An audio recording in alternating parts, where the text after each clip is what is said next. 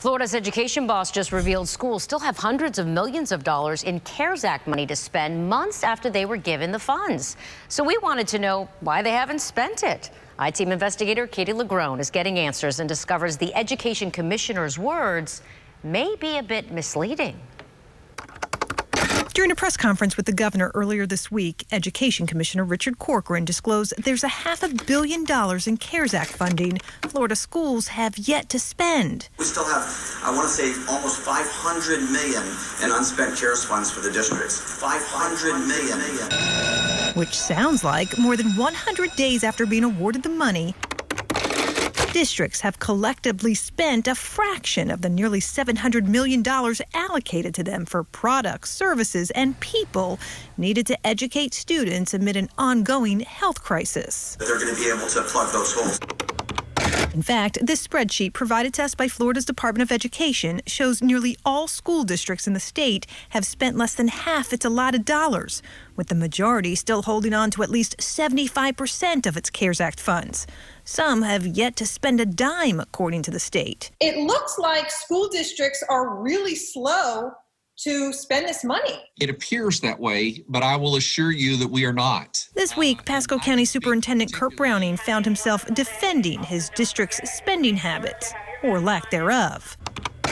Of the $14.5 million in CARES Act dollars Pasco schools received, the state shows the district has only withdrawn $2.5 million. They'll say, you know, you got to spend that money. You got to spend that money. And we're going, well, we are spending the money. The problem, Browning says, is a rule that requires districts front the money, spend it, and only then ask the state for the reimbursements. Why wouldn't you just give us the $14.6 million?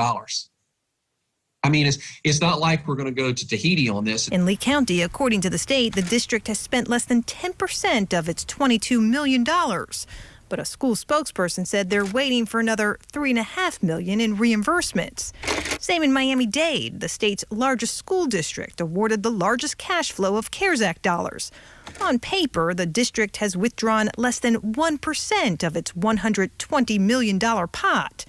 But according to a district spokesperson, another $20 million is in the reimbursement pipeline. We had the plan, so there really was no reason to sit. Only a handful of school districts have spent most of their allotted funds.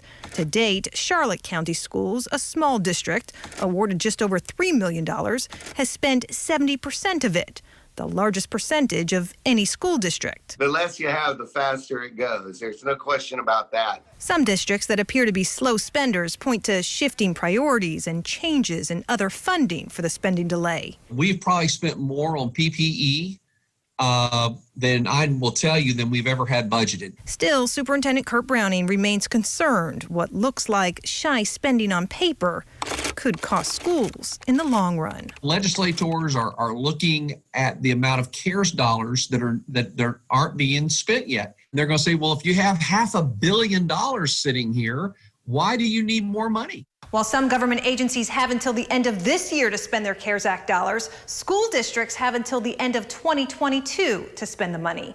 I'm I-Team investigator Katie LaGrone, taking action for you.